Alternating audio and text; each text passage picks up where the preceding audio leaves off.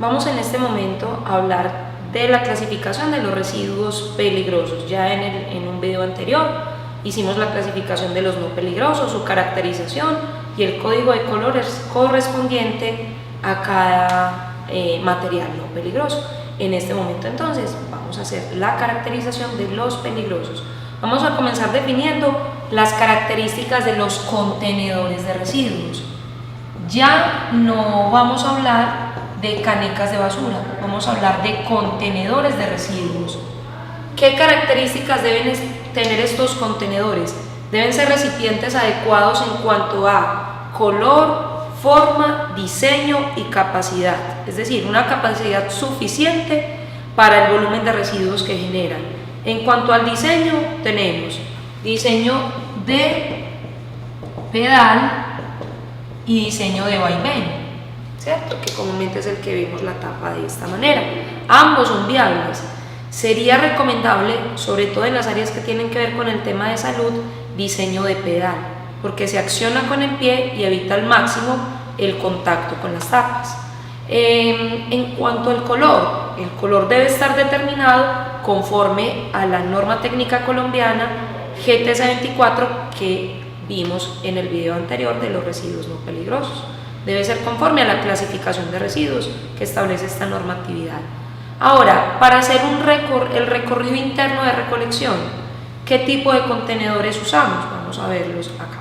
Cuando vamos a hacer la recolección interna de los residuos, es decir, a recoger de cada habitación, de cada consultorio, de cada espacio de la institución, obviamente teniendo en cuenta el volumen de residuos que se estén generando y digamos el espacio y qué tan grande es la institución, se manejan unos contenedores más grandes.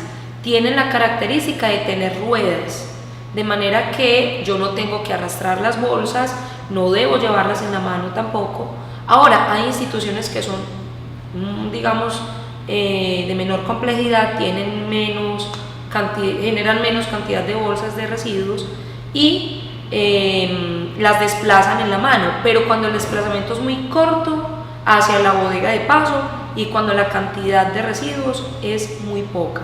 Cuando el volumen es mayor debemos apoyarnos en este contenedor más grande que lo acabamos de ver en la diapositiva.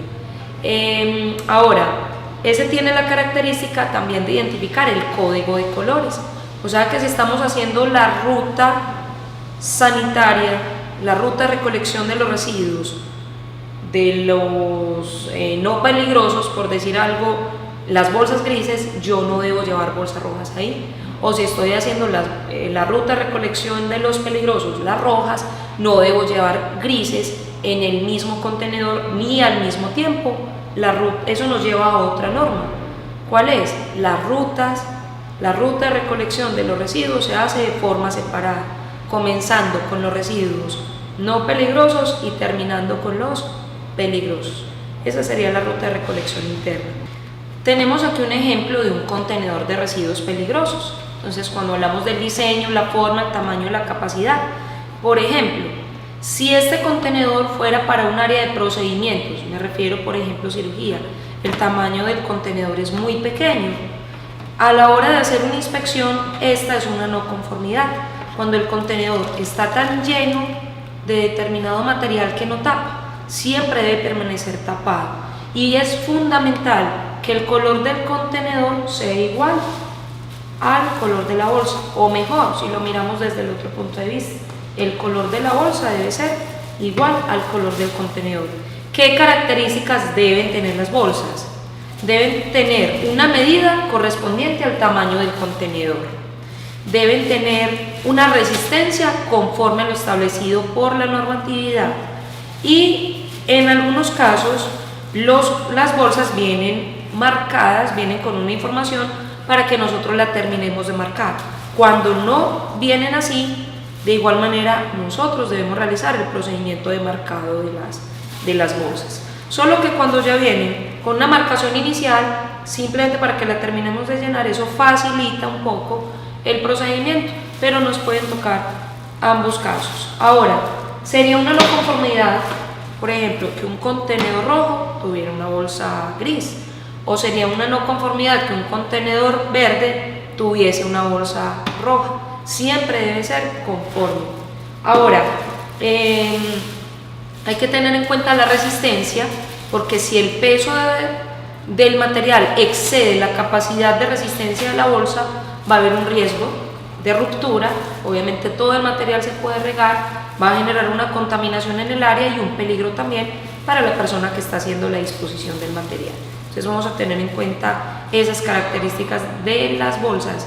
Ellas vienen con una medida establecida conforme a los diferentes tamaños que tienen los contenedores. Cuando la bolsa es muy grande y el contenedor es muy pequeño y acomodamos la bolsa en él, ¿qué va a suceder?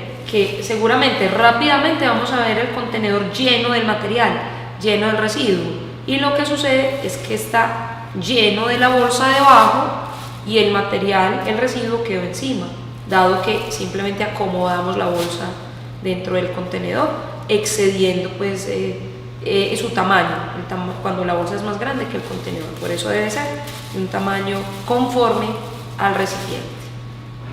Vamos a hacer ahora claridad sobre la simbología que traen los contenedores de residuos o que encontramos en las diferentes áreas, no solamente hospitalarias. Por ejemplo, el primer símbolo que vamos a trabajar es el que vemos en el contenedor que yo tengo en mi mano. Este símbolo, como lo indica el contenedor, se refiere al riesgo biológico, peligro biológico. Entonces es importante familiarizarse con la simbología, ya que hay casos donde llegamos a espacios o a lugares donde no encontramos de pronto el término indicado, riesgo biológico, peligro químico, según el tipo de riesgo que se está indicando, sino que se encuentra el símbolo. Entonces el hecho de identificar el símbolo nos debe llevar a identificar qué tipo de material vamos a poner dentro de ese contenedor. Tenemos este símbolo que hace referencia al peligro biológico. Este símbolo hace referencia a los materiales radiactivos. ¿Dónde lo vemos? Por ejemplo, en las zonas hospitalarias, en el área de rayos X. De hecho, sabemos, y desde nuestra experiencia también como pacientes, cuando hemos hecho uso de alguno de estos servicios, sabemos que a estas áreas solo entra personal autorizado debido al tipo de riesgo que se genera específicamente en ese sector. Entonces, cuando vemos esta simbología, la identificamos como materiales radiactivos. El siguiente símbolo que identificamos hace referencia al material reciclable. Las tres flechitas que identificamos en este caso hace referencia al material reciclable. ¿Dónde lo vemos? En el papel, en el cartón, en el plástico, ¿cierto? Ahora, ¿qué indica? Que es el material que traiga esta simbología, es un material que se puede recuperar, que se puede reciclar y, como hablamos en uno de los temas anteriores, reincorporar algún tipo de proceso, ya sea por sí solo o convirtiéndolo en otro tipo de elemento. Lo importante es reconocer que se refiere al material reciclable. El cuarto símbolo es peligro químico. Podemos identificar una calavera. ¿Esto qué significa? Alto riesgo de toxicidad. Cuando usted ve un recipiente con algún tipo de sustancia química y que presenta esta simbología, está indicando alto riesgo de toxicidad de esa sustancia. Es un peligro para quien lo manipula. Debe manipularse con precaución. Ahora, si lo vemos en los residuos, indica que en una bolsa con residuos, en un contenedor que tenga esta simbología, indica que ese tipo de residuos pueden generar alto riesgo de toxicidad y deben ser manipulados con precaución. Vamos a clasificar en este momento los residuos peligrosos conforme, recordemos que esta clasificación la hacemos conforme al decreto 2676 del año 2000. Vamos a clasificarlos en tres grupos generales que son infecciosos o de riesgo biológico, otra clasificación que sería residuos químicos y residuos radiactivos. Conforme a la normatividad, en estos tres grupos se hace la clasificación o la caracterización de los residuos hospitalarios peligrosos. Ahora, recuerde que aunque en un área de hospital es donde más probablemente nos vamos a ver sujetos al manejo de este tipo de residuos, muchas otras áreas también pueden estar generando residuos peligrosos. A medida que vamos desarrollando las definiciones de cada uno, vamos a irlo identificando en cada una de las áreas donde estemos. Por ejemplo, en la parte de los hoteles, los moteles, podemos estar hablando también de residuos infecciosos o de riesgo biológico. En una institución educativa, por ejemplo, la parte del laboratorio, podemos estar hablando de peligros químicos. Entonces, no nos vamos a centrar solamente como que sea en el área de hospital, aunque ahí es donde predomina, es donde más los vamos a encontrar. Pero la idea es que cada uno, a partir de las definiciones, haga una identificación en su área de estos residuos que estamos nombrando, cuáles aplican para su sector. Sabemos que se clasifican los residuos en 3 grupos generales, pero a su vez cada uno tiene una subclasificación. Por ejemplo, los residuos químicos. Dentro de los residuos químicos encontramos fármacos, citotóxicos, metales pesados, reactivos, contenedores presurizados y aceites usados. Dentro de los residuos infecciosos o de riesgo biológico encontramos biosanitarios, anatomopatológicos, cortopunzantes y animales. Ahora, vamos a tener presente, con cualquiera de esos tipos de residuos nos puede llegar a darse el caso de que tengamos un contacto. Me refiero a que nos corresponda retirarlos del lugar donde se generen y llevarlos al punto de acopio o al lugar donde corresponda, con cualquiera de las 3 clasificaciones. Pero, sobre todo en el tema hospitalario, con los infecciosos o de riesgo biológico, son con aquellos con los que podemos estar más cercanos. Vamos en este momento a darle una definición a cada uno de estos residuos que acabamos de ver en este esquema para que usted tenga la identificación de ellos y pueda hacer un análisis en su área de trabajo de cuáles de estos se están generando. Dentro de los residuos infecciosos o de riesgo biológico, acá vamos a nombrar tres grupos fundamentales. En el esquema anterior vimos 4, vamos a trabajar en este momento sobre 3. Que serían los residuos biosanitarios, residuos anatomopatológicos y residuos cortopunzantes. Vamos a comenzar definiendo cada uno de ellos y mirando qué características tienen, algunos ejemplos de ellos, para que más adelante podamos identificar cuál es su disposición final, es decir, qué se hace con este tipo de materiales.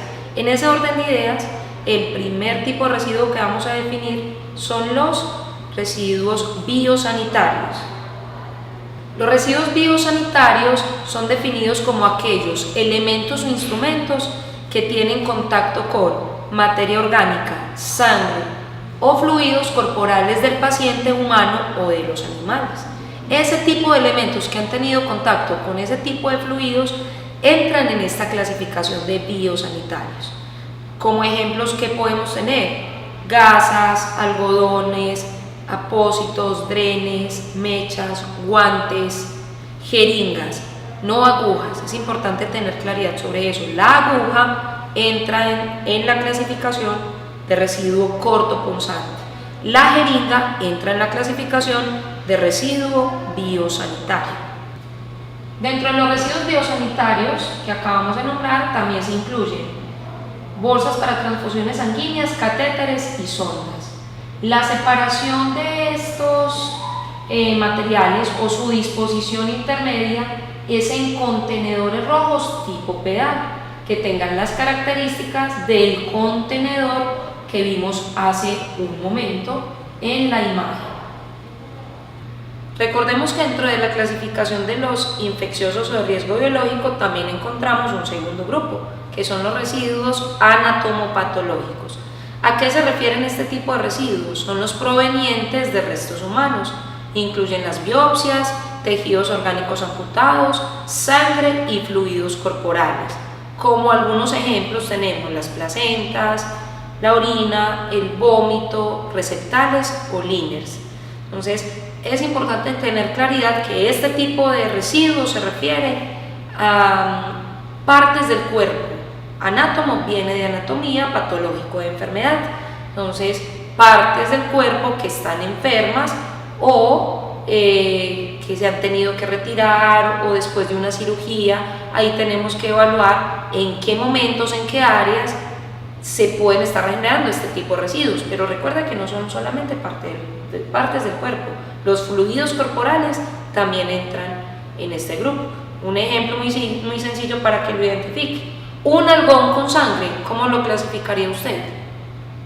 El algodón con sangre se clasifica como biosanitario, pero si hay un reguero de sangre, si hay un reguero de orina en el piso, ese es clasificado como anatomopatológico. Vamos a mirar en la diapositiva otros ejemplos. Encontramos como otros ejemplos que son los materiales que se remueven durante las cirugías, necropsias u otros. ¿Cuál es la disposición intermedia de este tipo de material? Lo vamos a llevar a congelación. Eso es fundamental y conforme a la norma así nos lo indica. Lo debemos tener bajo cadena de frío. ¿Por qué es importante tenerlo bajo cadena de frío? Porque es una parte del cuerpo que se empieza a descomponer. Entonces debemos sostener la cadena de frío de este tipo de residuo para evitar su descomposición, obviamente los malos olores y la contaminación. Vamos a pasar ahora al tercer tipo de residuo, que son los cortopunzantes. Los elementos cortopunzantes son aquellos que por sus características, como su nombre lo indica, punzantes o cortantes, pueden dar origen a un accidente percutáneo infeccioso, que pueden chuzar, que pueden cortar. Como ejemplos encontramos las limas, las lancetas, las agujas, las pipetas, láminas de bisturí o vidrio. Quiere decir que este tipo de residuos también se pueden generar en áreas de laboratorio, en otras áreas, no solamente netamente hospitalarias. Las lancetas, quien ya trabaja en el área seguramente las reconoce, para los que no, son unas especies de láminas que se utilizan para punzar el dedo, para tomar la muestra en las personas que son diabéticas, para hacerles la glucometría. Ese es el tipo de lanceta y eso se considera también elemento cortopunzante. Miremos en la diapositiva algunos otros ejemplos y su disposición. Vamos a considerar elemento cortopunzante cualquier otro elemento que por sus características de punzar pueda lesionar u ocasionar un accidente infeccioso. Es de suma importancia que tengamos cuidado con el manejo de los cortopunzantes, ya que debemos evitar accidentes que puedan ser generados por estos elementos. Ellos se van a disponer en un contenedor que vamos a ver a continuación, pero es importante que tenga usted en cuenta cómo lo manipula. Ya que estábamos hablando de los residuos cortopunzantes, vamos a nombrar de una vez en qué tipo de contenedor se deben disponer. Para los cortopunzantes contamos con este contenedor que se llama guardián. El guardián tiene unas características en cuanto a su capacidad, a su diseño, a su forma también. Hay diferentes tipos de tamaños de contenedores, encontramos unos más pequeños, unos de mayor volumen. Este tapa a presión, hay otros que su tapa es diferente. ¿Qué característica tiene? Este elemento es desechable, no se puede destapar, ¿cierto? Se tiene que disponer totalmente con el elemento. ¿Hasta dónde se llena? Según la normatividad, hasta sus 3/4 partes. Ellos generalmente vienen señalizados. Este trae un punteado que indica hasta dónde, o en algunos otros nos indica nivel máximo, indicando hasta dónde se debe llenar el material. El guardián, en el caso de que nos corresponda retirarlo de un laboratorio, de un lugar, ya como residuo, no se lo deben entregar de esta forma directamente. Siempre se debe entregar dentro de una bolsa. Este espacio se lo deben entregar rotulado conforme a las especificaciones que el mismo guardián da, que es el nombre de la institución, el origen es el área donde se encontró, la fecha de instalación fue el día en que se puso, fecha de recolección el día en que se retiró y la firma del responsable de esa área. Se lo entregan en bolsa, que en este caso sería roja, y en nuestro caso, como personas de servicios generales, ¿qué nos corresponde hacer? Retirar la bolsa que contiene el guardián y llevarla donde corresponda, que sería la bodega de paso, el cuarto de almacenamiento intermedio de los residuos. Y la bolsa nos corresponde a nosotros hacer la rotulación, rotular la bolsa que contiene el guardián. Fundamental tener claridad, no se reutiliza, es desechable completamente. No se puede sacar el contenido, no se puede manipular el contenido, porque recuerde que esto es una norma de bioseguridad, evitar el contacto al máximo con los elementos contaminados. La tapa del guardián siempre se entrega asegurada con microporo o con algún tipo de cinta que evite que en el desplazamiento esa tapa se pueda desprender o se pueda soltar y el contenido se salga. Esto es una norma de bioseguridad.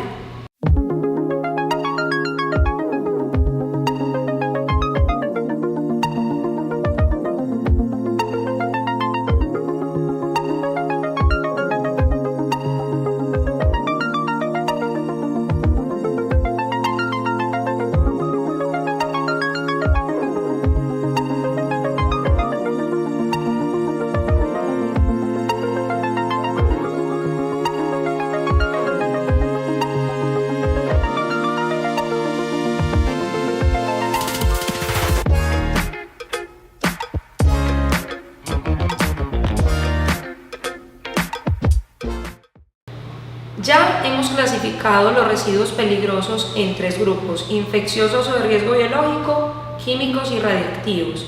Nombramos que a su vez cada uno tiene una subclasificación. Hace un momento definimos los residuos infecciosos o de riesgo biológico. Ahora vamos a trabajar sobre los residuos químicos, vamos a darle la definición y los ejemplos que entran dentro de esta clasificación. ¿Cómo definimos un residuo químico? Es cualquier sustancia de origen químico o los empaques de estos que se encuentran contaminados con restos de estos productos, que dadas sus concentraciones y el tiempo de exposición que podamos tener con ellos, puedan generar lesiones, puedan generar intoxicaciones o incluso, dependiendo de esa concentración y esa exposición, que puedan llegar a causar la muerte. Este tipo de residuos los vamos a clasificar de la siguiente manera: fármacos parcialmente consumidos, vencidos y o deteriorados, es decir, los medicamentos. También encontramos los citotóxicos, metales pesados, reactivos, contenedores presurizados, aceites usados y residuos radiactivos. Recordemos que este tipo de materiales se van a generar en diferentes áreas, dependiendo del tipo de evento, de situación o de proceso que se realice en cada una de esas áreas determinadas. Vamos a hacer la definición, vamos a dar la definición de cada uno de ellos.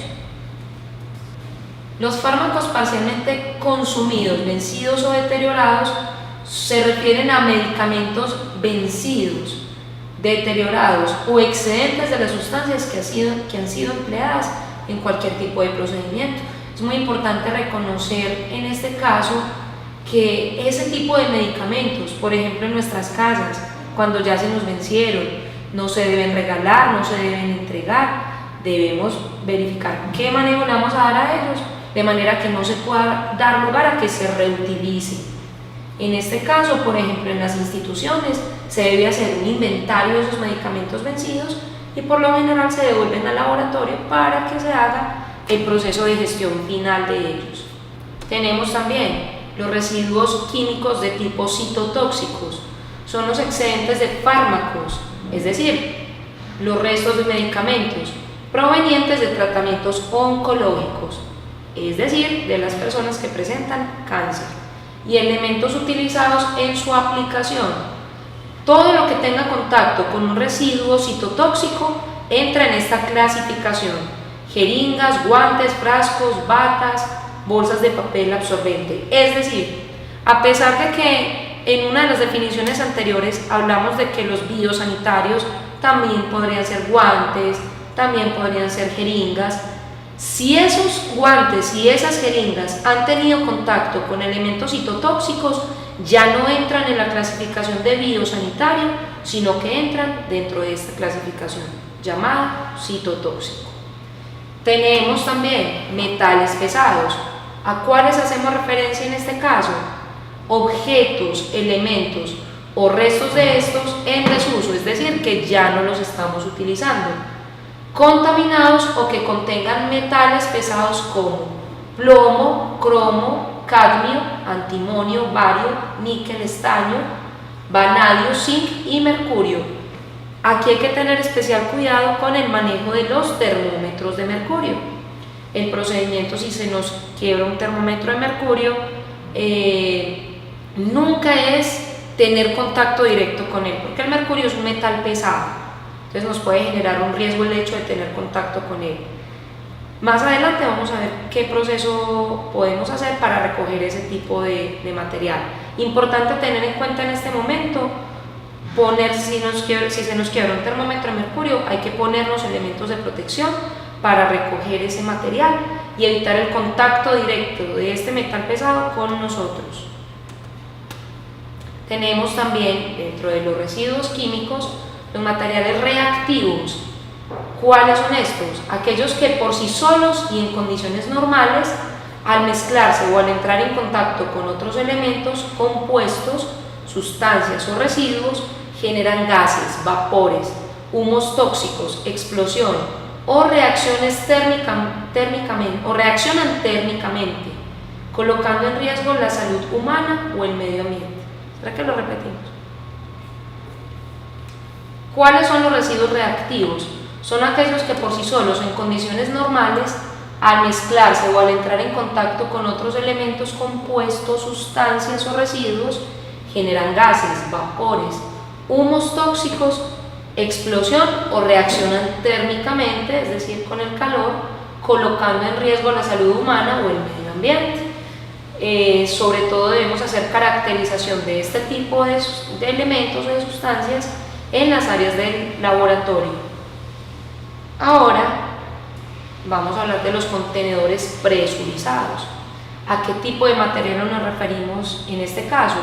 Son los empaques presurizados de gases anestésicos, óxidos de etileno y otros que tengan esta presentación. Por ejemplo, los inhaladores. Tenemos también dentro de los residuos químicos peligrosos los aceites usados. ¿Cómo los definimos? Son aquellos con base mineral o sintética que se han convertido o tornado inadecuados para el uso asignado previsto inicialmente. Otro tipo de residuo que encontramos de tipo químico son los residuos radiactivos.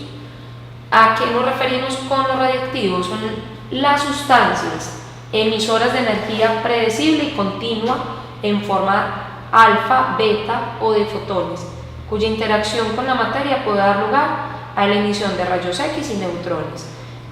Seguramente hemos escuchado hablar de este tipo de materiales radioactivos.